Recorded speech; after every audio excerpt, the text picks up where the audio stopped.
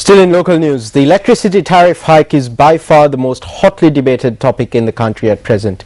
A News First crew in Theldaniya Mahiyangane recently came across a group of people who, in spite of receiving their electricity bills on time, do not receive an adequate power supply. This is not an oil lamp.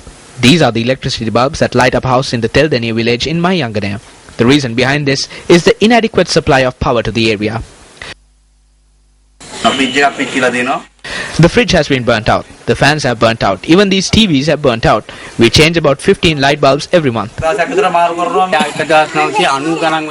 We received electricity here in the 90s. Since then, there have been only 2 wires to provide electricity for 200 homes. By 6:30, there is no light. Children cannot study at home after leaving school. They have to do so with the use of an oil lamp. These are the documents pertaining to the letters that we sent to the General Manager of the CEB when he was in Badulla via registered post, enclosing the names, addresses and bill numbers of the people here. We have sent about 10 of these, but we are yet to receive a response. Now that the elections are over, they won't come this way. But we are telling them very clearly that if they do not resolve this soon, they should not think of coming this way again. We will not allow it. We have been left to despair. Villagers say that this has been going on for about 17 years. They question as to how just it is for them to have to pay for a service that is not properly carried out. New York-based human rights watchdog Human Rights Watch says that respect for basic rights and liberties has declined in Sri Lanka in the 4 years since the end of the war. In a statement posted on the organization's website, Human Rights Watch says that since the end of the war, the Sri Lankan government has resisted taking meaningful steps to investigate and prosecute alleged human rights violations and end the crackdown on the independent media and human rights activists. The statement adds that government pledges to address the concerns of the ethnic Tamil population have gone unfulfilled.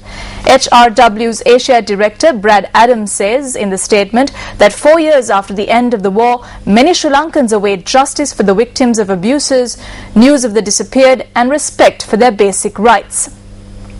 The statement adds that the Prevention of Terrorism Act continues to be used to detain individuals for long periods without charge or trial.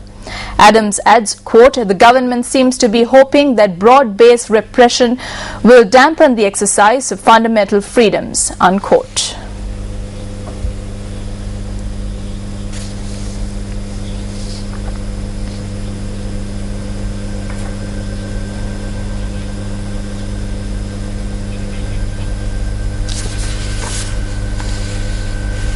All preparations have been made to transport the relics of Lord Buddha enclosed at the Yatigala Rajamahaviharya to the Sirasa Vesak Kalapaya.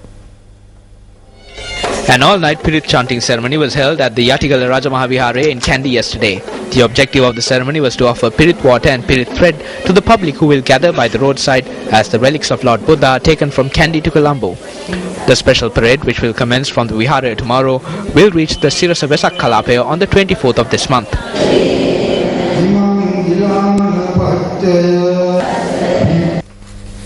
You're watching Primetime News live here on News First. Up next is Action TV.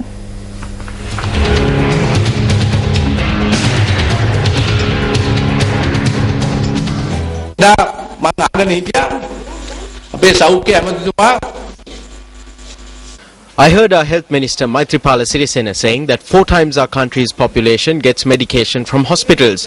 If you do the math, it means that every individual in this country has been to hospital 4 or 5 times. There is some shortcoming here.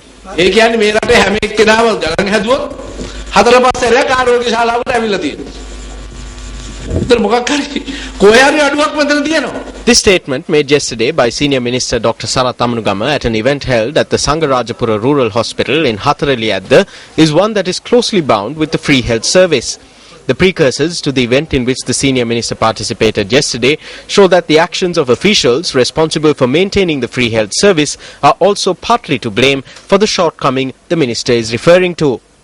The intention of yesterday's event was to present this ambulance to the Sangarajapura Rural Hospital. The series of incidents surrounding this ambulance on its trip from Colombo to this hospital are indeed amusing.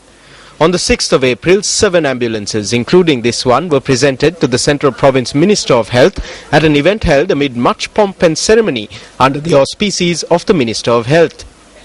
Although the ambulance driver attached to the Sangarajapura Hospital came to Colombo and took this vehicle to the hospital, he was made to park the vehicle at the premises of the Central Province Department of Health in Kandy the very next day. Although the ambulance was then presented to the Sangarajapura Hospital by the Provincial Minister of Health at another ceremony held on the 8th of April at the Central Province Department of Health, the vehicle was then taken not to the Sangarajapura Hospital but to the offices of the Central Provincial Council in Pallekele, where it was parked until the 27th of April. On the 27th, this ambulance was once again presented to the Sangarajapura Hospital amid much pomp and ceremony, with the participation of the Chief Minister of the Central Province, the Governor and the Provincial Health Minister. However, it was only yesterday that it was determined that the ambulance originally presented to the hospital on the 6th of April should have actually been presented to the hospital more than a month later. Aren't the frivolous politics that led to the misuse of this ambulance from the 6th of April to the 19th of May a contributing factor to the shortcoming mentioned by Senior Minister Dr. Sarath Amunugama at yesterday's event? Of the 6 ambulances presented along with this one in Colombo, 3 are still parked at the premises of the Central Province Department of Health in Kandy. Shouldn't immediate steps be taken to ensure that these ambulances reach the rural hospitals they were presented to without further ado? Governor of the Central Province, this one is over to you.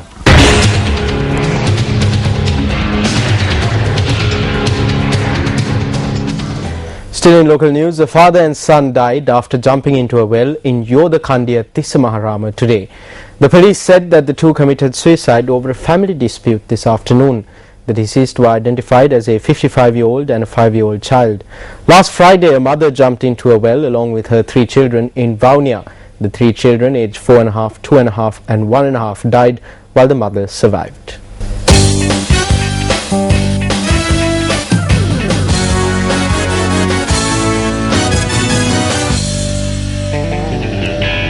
In sports news this evening, Sri Lanka were defeated by New Zealand today at the Sudirman Badminton Champions Trophy held in Malaysia.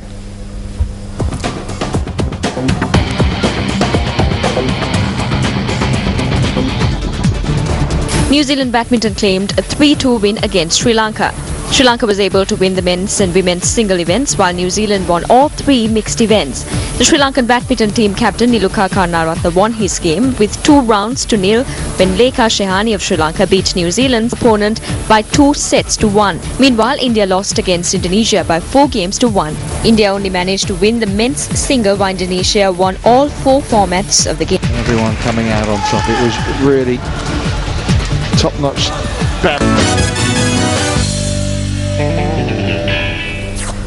Taking a look back at some local news, the police say that a suspect who was being held at the Bambalapitiya police holding cells committed suicide by hanging himself. The police media spokesperson SP Buddhika Siriwardana said the suspect had hung himself this morning. Now, the suspect had been arrested in the early hours of this morning on the charge of removing parts from vehicles that had been parked opposite the Bambalapitiya flats. The suspect himself is a resident of the Kotahena flats. The body of the deceased is currently lying at the mortuary of the National Hospital in Colombo. The police media spokesperson added that an investigation into the incident has been initiated under the supervision of an ASP.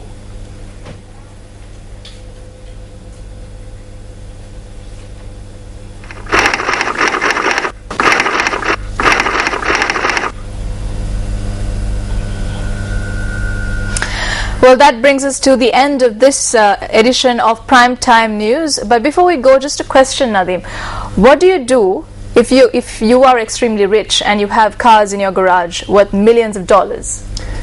Well, it's a hard question, but I believe that certain people would like to show off their cars. Well, that's exactly the reason why people have come up with a rally that will take some of the most luxurious and exotic cars in the world on a drive around Europe.